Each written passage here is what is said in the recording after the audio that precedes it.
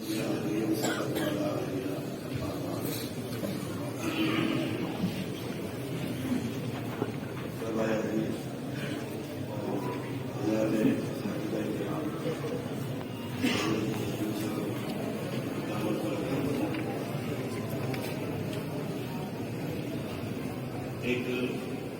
طویل سفر کے بعد اور تقریباً 27 گھنٹے مسلسل سفر کرنے کے بعد آج صبح صبح فجر حاضری ہوئی ہے اور محاورہ جو مشہور ہے اردو کا کہ سب اڑاتے ہی گھوڑے پڑ گئے، لیکن حضرت محتمین صاحب حضیرہ معالی نے ارشاد فرمایا کہ سر اڑائے بغیر ہی گھوڑے پڑ گئے۔ ایک مجلس تکمیل بخاری منعقد ہو چکی جامعہ امام احمد شاہ میں دن میں 11 بجے، اور دوسری یہ مجلس ہے۔ یہ مختصر سی تفصیل اس لیے عرض کی کہ حضرت مفتی اعظم مولانا مفتی احسان صاحب نے ارشاد فرمایا کہ جگر خان کے بیٹھو میری باری آئی، اب نہ وہ جوانی رہی اور نہ وہ ولولے رہے، شاید مفتی صاحب کے پاس ہو جس میں فوق نے کہا ہے کہ میرے مفا کے پاس وہ دارو ہے کہ جس نے دھوپ نامرد کو مرد اور مرد کو جوامرد بنا دیا۔ خود مفتی صاحب کا معاملہ وہ ہے کہ دل کو تھاما، ان کا دامن تھام کے میرے دونوں ہاتھ نکلے کام کے۔ خدا تعالیٰ ان کے شباب کو اور ان کی توانائیوں کو برقرار رکھے، اور حق تعالیٰ کے توجہ جامعہ کی دارالوقف کی خدمت کرنے کا مزید موقع ہم سب کو عطا فرمائے۔ معلوم ہے اور آغاز ہی میں حضرت محتمین صاحب مقدس اللہ العالی نے ارشاد فرمایا کہ ایک آزمائشی دور کے بعد اور ایک سخت ابتلا کے بعد اور منحوس بیماری کے بعد یہ مبارک، منور اور ایک سے زیادہ مقدس مجلس قائم کرنے کا موقع ملا۔ اس دور کے اندر جو وقت گزرا وہ انتہا سے زیادہ آزمائشی اور ابتلا کا دور تھا۔ ہر سطح پر، تعلیم و تدریس کی سطح پر بھی اور دیگر تمام میدان کے اندر اور دوسرے تمام شعبوں کے اندر بھی انتہا سے زیادہ انحطاط واقع ہوا۔ دارالوقف دیوبند اور چند ادارے اس اعتبار سے نمایاں حیثیت رکھتے ہیں کہ انہوں نے مدارس کے بنیادی کام، تعلیم و تعلم، درس و تدریس اور پڑھنے پڑھانے کو اپنی سطح پر جدید ترین وسائل پر روئے کار لا کر قائم رکھا، اس کو برقرار رکھنے کی انتہائی بلیغ کوششیں کی ہیں۔ الحمدللہ ثم الحمدللہ 2 سال کے بعد تقریباً اس جلسے کا انعقاد ہوا، اس مختصر مجلس کا، اور ہم حق تعالیٰ جل مجدہ کی بارگاہ میں سجدہ شکر بجا لاتے ہیں کہ اس ذات قدیر و قادر نے اور مقتدر نے یہاں تک پہنچایا، تو آئندہ کی راہ بھی کشادگی پائے گی اور وسعتیں انشاءاللہ آئندہ شامل حال ہوں گی۔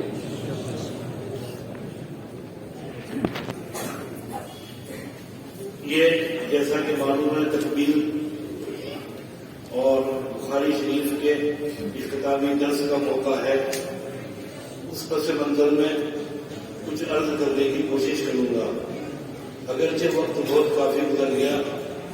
لیکن جو باتیں اب تک ہوئی وہ سب پردے میں باندھ لینے کے لائق اور ان کو حافظے کے خزانے میں محفوظ رکھنے کے لیے تھے۔ معلوم ہے کہ صاحب تصنیف سیدنا امام بخاری اور ان کی یہ کوشش حضرات محدثین کی کاوشوں اور ان کی کوششوں کے درمیان ایک نمایاں حیثیت رکھتی ہے. یہ بات بالکل اظہر من الشمس ہے کہ جو درجہ اصح الکتاب بعد کتاب اللہ اس کتاب کو حاصل ہوا دوسری احادیث کی کتابیں اس سے محروم ہیں، اور اس کی وجوہات پر اور علل پر اور اسباب پر حضرت مفتی صاحب نے آپ کے سامنے اعلان کیا اور روشنی ڈالی ہے. مصنف کی نیت، اس کا اخلاص، اس کا تقوی، اس کی بے لفظی، اس کی تواضع و انکساری اور دوسرے اس کے تمام کے تمام خصائص و مزایا اس کی تصنیف میں نمایاں ہو گئے ہیں. سیدنا امام بخاری کی حیات و فرمان اور ان کی سیرت پر آپ حضرات قریبی طور سے واقف ہیں، اور اس طرح کی منعقدہ مدارس میں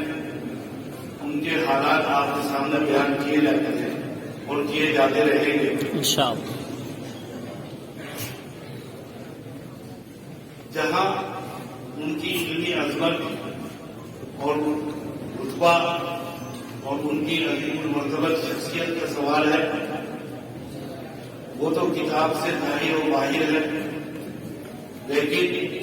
اسی کے ساتھ ساتھ تقویٰ میں، ورع میں اور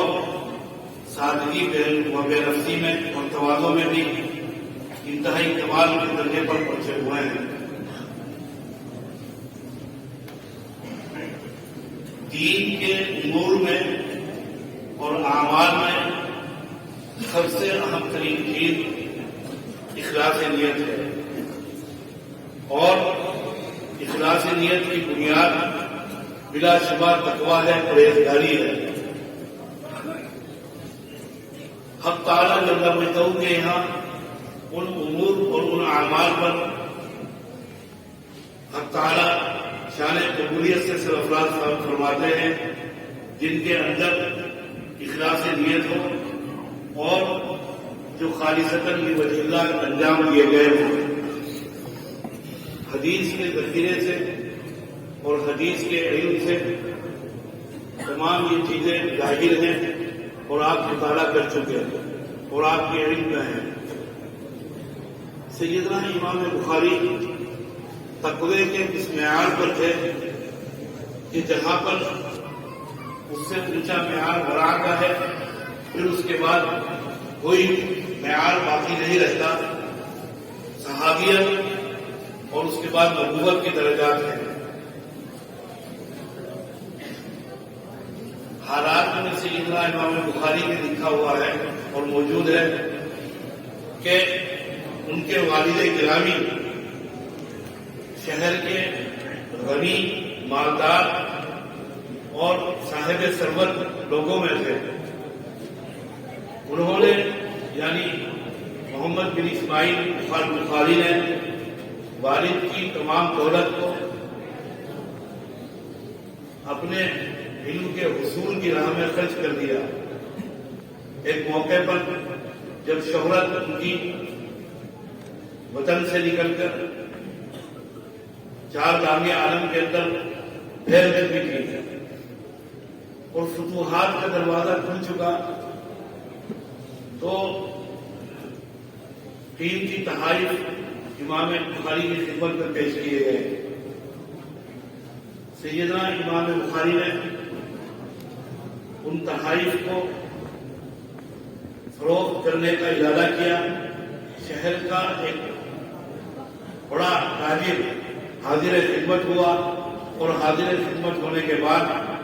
ان تمام تحائف کی قیمت نفع کے ساتھ 5000 درہم مقرر کی. امام بخاری نے بر وقت فیصلہ نہیں کیا اور فرمایا کہ آئندہ کل آنا، سوچ کر پھر میں اس کا جواب دوں گا اور فیصلہ کروں گا. کچھ ہی مدت کے بعد شہر کا دوسرا بڑا تاجر حاضر خدمت ہوا اور اس نے 5,000 درہم کے مقابل میں 10,000 درہم کی خطیر پیشکش کی. لیکن امام بخاری کے تقوی کی شان یہاں سے ظاہر ہوگی کہ ثابت اور 5,000 درہم کے خریدار کو کوئی زبان نہیں دی تھی، کوئی فیصلہ نہیں کیا تھا اور کوئی کسی قسم کا معاملہ طے نہیں کیا تھا. آئندہ کل پر اور فیصلہ سنا دینے پر بات کا اختتام اور مجلس ختم ہوئی تھی. آنے والے بعد کے تاجر کو امام بخاری نے منع کر دیا اور فرمایا کہ میں کل جو آئے تھے ان کو اپنے دل کے اندر نیت کر چکا. معلوم ہے کہ شریعت کے اندر بہت سے اعمال ایسے ہیں کہ جن کی ابتدا و آغاز اور ایک نو سے ان کا وجود محض نیت کے کرنے سے واقع ہو جاتا ہے. ٹھیک اسی طریقے پر جس طرح رحم مادر میں جنین اور بچہ ماں کے پیٹ میں ہو اور ابھی تولد پذیر نہ ہوا ہو، پیدائش نہیں ہوئی ہو، لیکن حق تعالیٰ جل مجدہ کے نزدیک اس کی حیات اور اس کی زندگی مسلم اور یقیناً وجود پذیر ہے، اس کے اوپر کوئی شرعی احکام اور فقہی احکام مرتب نہیں ہوتے اس وقت تک جب تک کہ وہ تولد پذیر نہ ہو. لیکن رحم مادر میں اس کی حیات ہوتی ہے جو خدا تعالیٰ کے علم میں ہوتی ہے.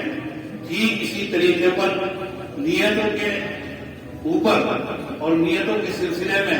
حق تعالیٰ جل مجدہ جو کہ عالم سرائر ہیں اور علیم بذات الصدور ہیں، تمام چیزیں ان کے علم میں ہیں تو وہ جانتے ہیں نیتوں کے احوال کو. امام بخاری نے اس کا خیال کیا اور تقوی کی یہ شان نمایاں کی کہ بعد کا تاجر اگرچہ دوگنا منافع کے ساتھ قیمت پیش کر رہا تھا لیکن فرماتے ہیں کہ کل میں نیت کر چکا تھا، ایسا نہ ہو کہ میں اپنی نیت کے سلسلے میں خدا تعالیٰ کے یہاں پر کاذب قرار دیا جاؤں. جس کے تقوی کی یہ شان ہو، جس کے تواضع کی اور جس کے ورع کی یہ مقام ہو، ظاہر سی بات ہے یہ خصوصیات و امتیازات اس کے علم میں، اس کے فضل میں، اس کے کمال میں، اس کی تصنیف میں، اس کی تحریر میں، اس کی تقریر میں، اس کے امور میں نمایاں ہوگی اور اس کا یقیناً ایک اثر ہوگا. اور وہ اس طرح نمایاں ہوا کہ تقریباً 13 سال سے زائد کی مدت گزر چکی. حدیث کا کوئی طالب علم،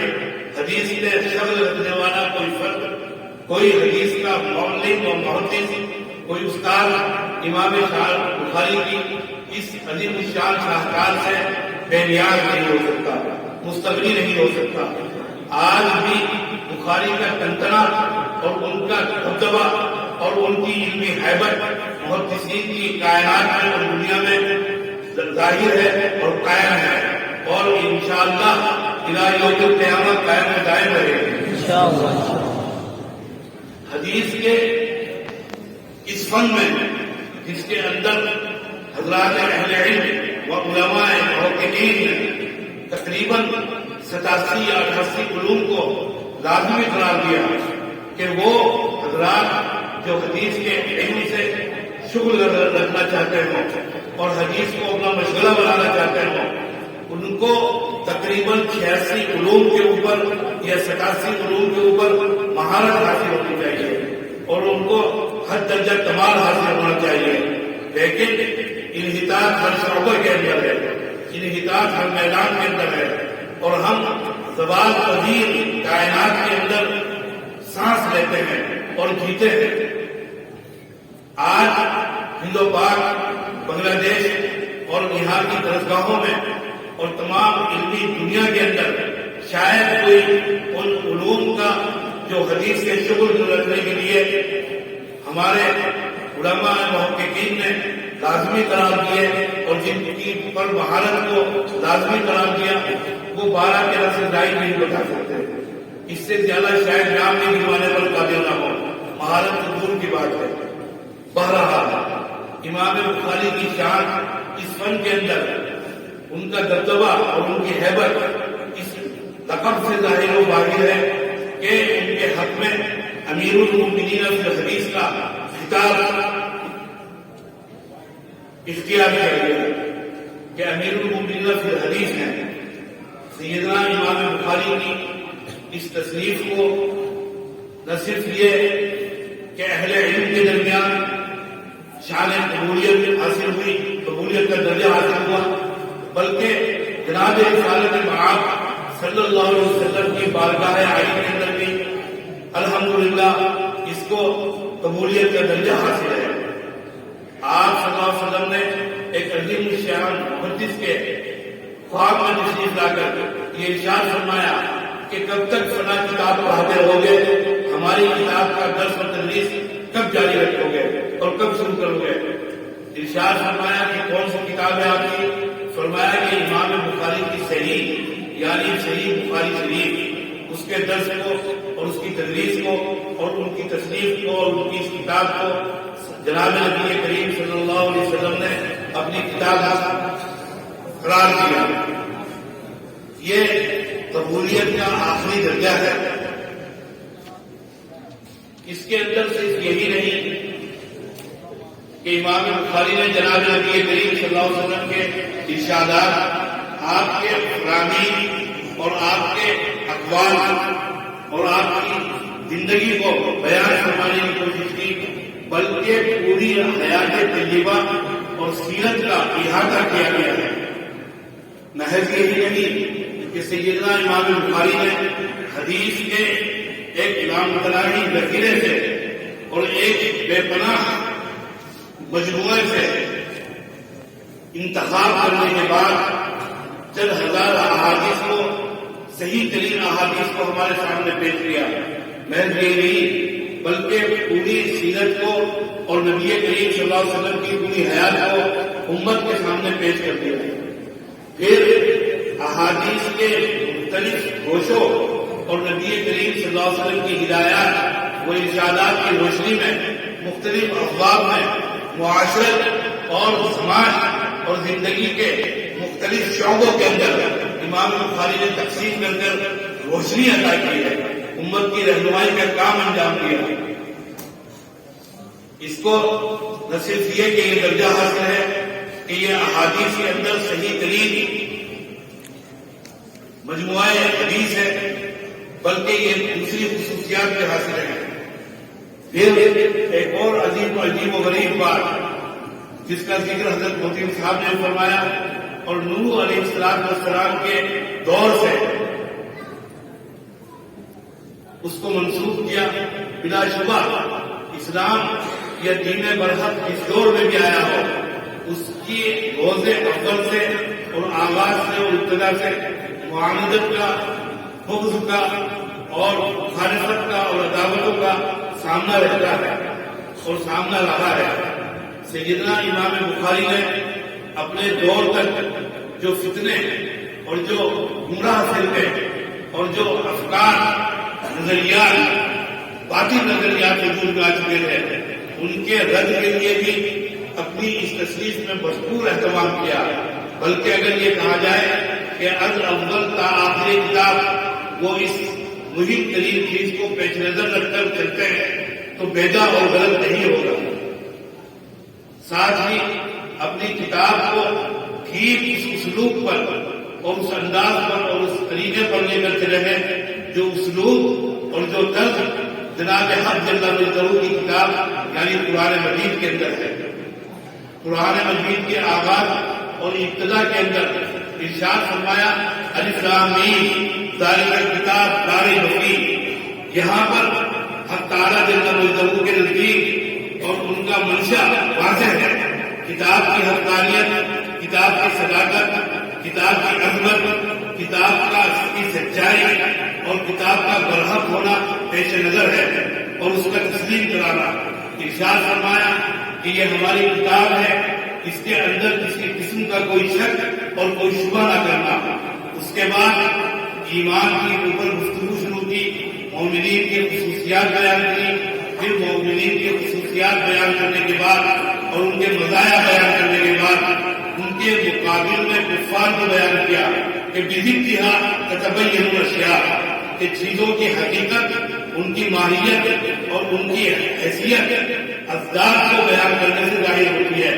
صبح کے اجالے رات کی تاریکی سے اور رات کی تاریکیاں صبح کے اجالوں سے، شر کے مقابلے میں خیر، ایمان کے مقابلے میں کفر، بدی کے مقابلے میں نیکی، یہ تمام چیزیں اسی قبیل سے ہیں۔ امام بخاری حضرت حق جل مجدہ نے اہل ایمان کے مقابلے میں اہل کفر کا ذکر فرمایا، درمیان میں ایک طبقہ منافقین کا ہے، ان کے بارے میں گفتگو کی، پھر ارشاد فرمایا دوسرے رکوع کے آغاز میں وَإِن كُنتُمْ فِي رَيْبٍ مِّمَّا نَزَّلْنَا عَلَىٰ عَبْدِنَا فَأْتُوا بِسُورَةٍ کہ اگر تم نے شک ہے اس کلام میں، اس کتاب کے اندر جو اس کو ہم نے اپنے بندے کے اوپر نازل کیا، تو پھر اس جیسی ایک صورت لے کر آؤ۔ یعنی پیش نظر کتاب کی حقانیت اور صداقت اور اس کا کلام الہی ہونا اور اسے تسلیم کرانا ہی ہے۔ جب دوسرے مضمون کے ساتھ پہلے مضمون کی جانب اور کرتے ہیں تو پھر الفاظ کو ہلاتے ہیں۔ آغاز میں فرمایا تھا لا ریب فیہ، دوسرے رکوع میں ارشاد فرمایا وَإِن كُنتُمْ فِي رَيْبٍ، پھر پورے کلام میں اپنی پوری کتاب کے اندر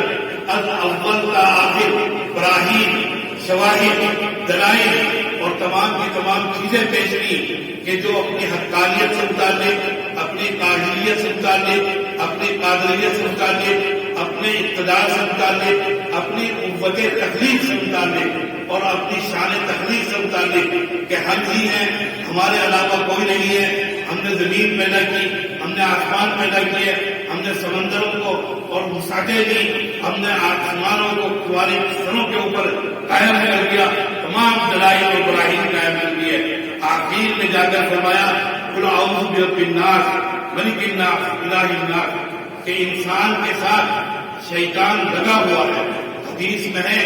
کہ شیطان انسان کے ساتھ اس طریقے پر چپکا ہوا ہے اور اس کی رگوں میں ایسے دوڑتا ہے جیسا کہ خون۔ ہم نے دلائل قائم کر دیے اپنی کتاب کی حقانیت پر، اس کی عظمت پر اور اس کے برحق ہونے پر اور اس کے کلام الہی ہونے پر، لیکن شیطان چپکا ہوا ہے، لگا ہوا ہے۔ اگر وہ ورولائے، اگر وہ راہ راست سے اور صراط مستقیم سے قدم ڈگمگائے تو پھر یہ پڑھ لینا قل اعوذ برب الناس ملک الناس الہ الناس من شر الوسواس۔ ٹھیک اسی طرز پر سیدنا امام بخاری نے دیگر تمام محدثین کے اسلوب اور طریقہ کار سے جدا، نیا اور نرالا اور اس کو اسلوب اختیار کیا جو قرآن مجید کا اسلوب تھا کہ کتاب الوحی سے آغاز کیا، اور وحی سے آغاز کرنے سے امام بخاری کا مقصد بھی وہی ہے کہ وحی کو تسلیم کرائے۔ وحی کو اگر وہ تسلیم کرانے میں کامیاب ہوتے ہیں، پورا دین نبی کریم صلی اللہ علیہ وسلم کی لائی ہوئی پوری شریعت، آئین اسلامی احکامات اور تمام اسلام کے کی ہدایات تسلیم کرانا سہل ہوگا اور آسان ہوگا۔ اسی انداز پر چلے ہیں۔ آغاز کے اندر ہی کتاب الوحی کو امام بخاری نے قائم کیا۔ معلوم ہے کہ سیدنا امام بخاری مجتہد مطلق ہے۔ ایک موقع پر تاج الدین سبوکی نے اپنی کتاب طبقات شافعیہ میں لکھا کہ امام بخاری شافعی المذہب ہے، اور دلیل کے طور پر کہتے ہیں کہ کرابیسی اور زعفرانی اور اسی طریقے پر فقہ میں حمیدی جیسے شوافع محدثین و فقہا کی تلامذہ میں سے امام بخاری، اور یہ سب کے سب سیدنا الشافعی الامام کے تلامذہ اور شاگردوں میں سے ہیں۔ اس دلیل پر اور اس رجحان کے مطابق امام بخاری کو انہوں نے شافعی المذہب قرار دیا۔ بعض دوسرے حضرات نے انہیں حنبلی المذہب قرار دیا، ان کے پاس بھی دلائل ہے۔ اسحاق ابن راہوی جو کہ حدیث کے اندر امام ہیں، ان کی تلاوت ان کے تلمیذ ہونے کی حیثیت سے حضرات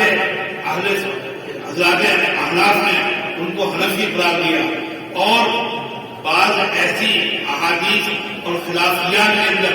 امام بخاری کے نقطۂ نظر اور ان کے رجحان کو دیکھتے ہوئے بھی انہیں شافعی قرار دیا کہ جو مسائل خلافیات سے تعلق کرتے ہیں، رفع یدین کا مسئلہ ہے، یہ اختلاف خلف الایمان کا مسئلہ ہے، لیکن واضح کیا حضرات محققین اور محدثین نے کہ بخاری نے جہاں جتنے مسائل میں امام شافعی کی ہمنوائی اور ان کی رائے کے مطابق تائید کی ہے ان کی رائے کی، ان سے زیادہ مسائل میں احناف کی آرا کی اور ان کی فقہی مسلک کی تائید کی ہے۔ فیصلہ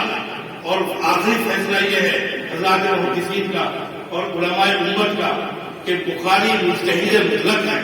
ان کی اپنی رائے ہے، اور یہ بھی واضح کیا حضرات اہل علم نے کہ بخاری جب مجتہد مطلق ہیں، فقہ میں اپنی رائے رکھتے ہیں، مستقل رائے کے مالک ہیں،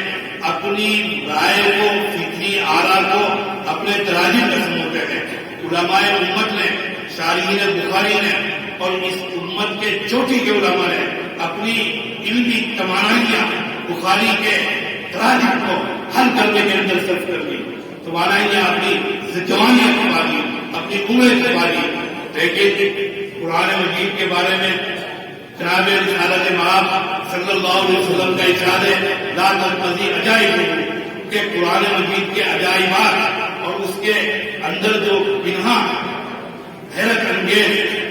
علوم، کمالات اور دوسری چیزیں رکھی ہوئی ہیں، قیامت آ جائے گی ان کا اختتام نہیں ہوگا۔ ٹھیک اسی طریقے پر امت کا فیصلہ ہے کہ جناب نبی کریم صلی اللہ علیہ وسلم کی حدیث اور آپ کے ارشادات کے اندر جو اللہ تعالیٰ نے لطائف و معارف رکھے ہیں، قیامت آ جائے گی، علماء کے بول کے بول آئیں گے، علماء کے قافلے آئیں گے، علماء کے پورے کارواں آئیں گے، ان میں اپنی جوانیاں، اپنی توانائیاں سب کریں گے، لیکن وہ معارف، وہ حقائق، وہ لطائف قیامت تک بیان کرنے نہیں سکیں گے، اور ان کو قیامت تک بیان کیا جاتا رہے گا انشاءاللہ العزیز۔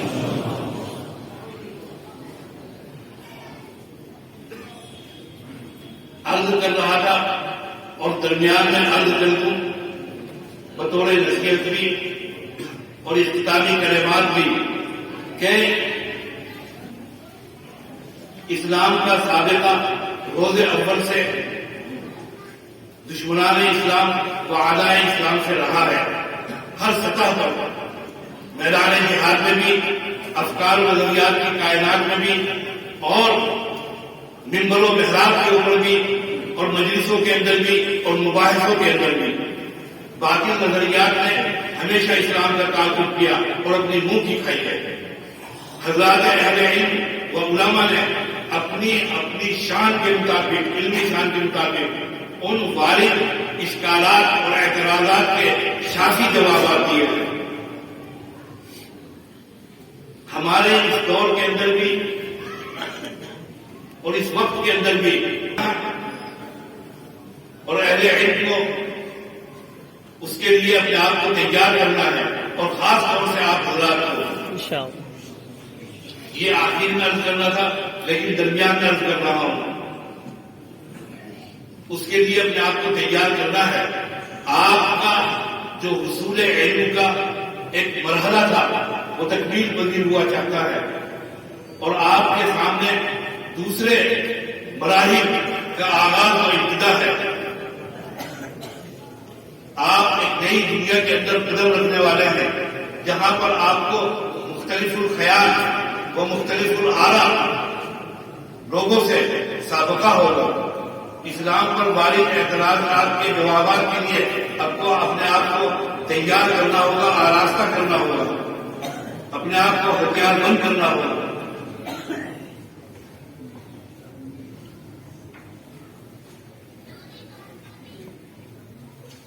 جناب رسالت مآب صلی اللہ علیہ وسلم کی حیات طیبہ سے لے کر آج تک اپنا یہ فریضہ علماء امت اور وارثان نبوت انجام دیتے چلے آئے ہیں۔ آخری دور کے اندر حضرت حکیم الاسلام مولانا قاری محمد طیب صاحب نور اللہ مرکزہ، سابق مکتبی دارالعلوم دیوبند نبیرہ حجت الاسلام حضرت مولانا محمد قاسم صاحب نانوتوی، ان کے ملفوظات و ان کے خطبات اس سلسلے میں مندب و معاون ہوں گے۔ پھر حضرت کے روحانی پیشوا اور شیخ حکیم الامت مجدد ملت حضرت مولانا اشرف علی صاحب تھانوی نور اللہ برکتہ،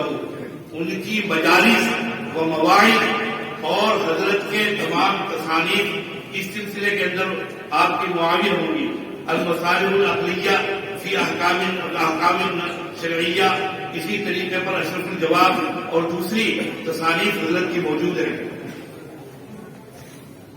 جہاں پر آپ کو بہت ذخیرہ اور مسالہ مل جائے گا۔ آگے بڑھ جائیں گے تو شیخ الاسلام علامہ شبیر احمد صاحب عثمانی نور اللہ برکتہ واحد ایسی شخصیت ہے اکابر دیوبند میں جن کو حدیث کے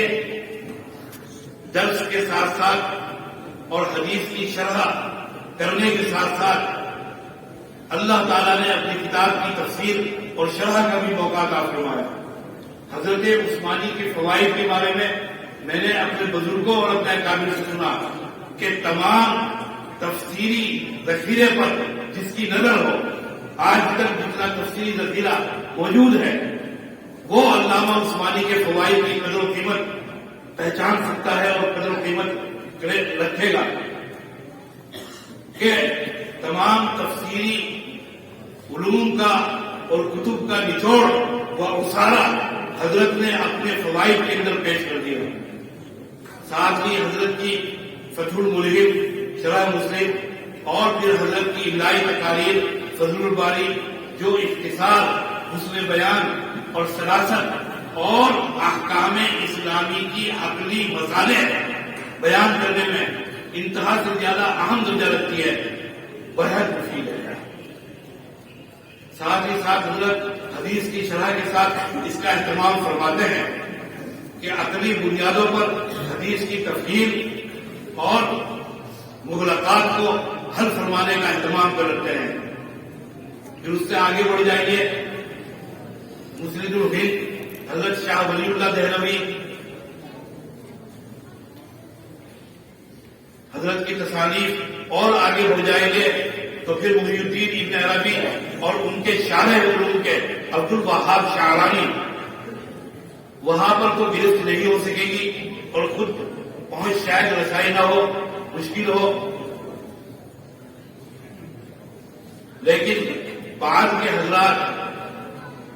ان کا مطالعہ بھی آپ کے لیے کافی و وافی ہوگا انشاءاللہ العزیز۔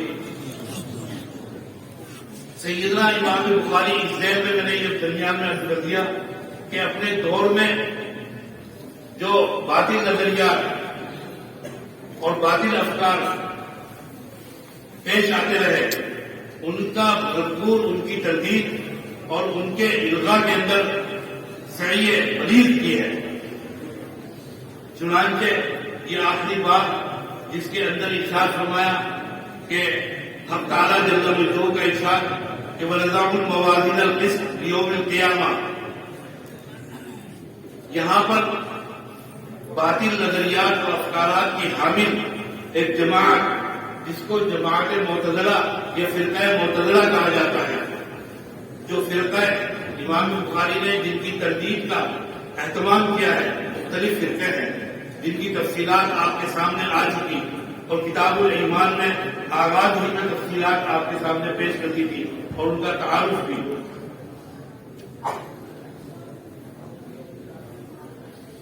ان حضرات معتزلہ کی تمام افکار و نظریات کا خلاصہ اور ان کے نظریات کا انحصار عقل کی اتباع پر ہے، وہ عقل کو امام بناتے ہیں۔ میں کوشش کر رہا ہوں کہ اختصار کے ساتھ اپنے بات کو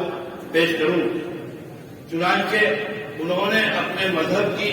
بنیاد ہی عقل کے اوپر رکھی اور استوار کرنے کی کوشش کی۔ یاد رکھیے کہ گناہوں سے بچانے کے لیے چند ہی چیزیں ہیں، یا عقل ہے، یا مذہب ہے، یا قانون ہے۔ عقل کا حال یہ ہے کہ بہت سی چیزوں تک اور بہت سی اشیاء کے حقائق تک ہماری عقل کی رسائی نہیں،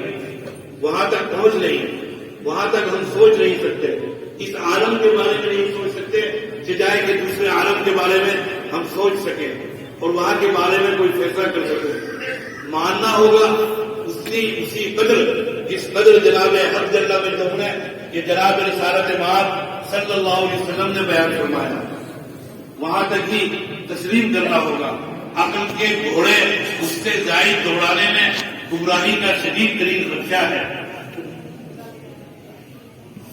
خود اس کائنات کے اندر ہماری عقلیں جواب دے جاتی ہیں۔ چند ہی سال گزرے ہیں، یعنی تقریباً 100 سال کا عرصہ گزرا ہوگا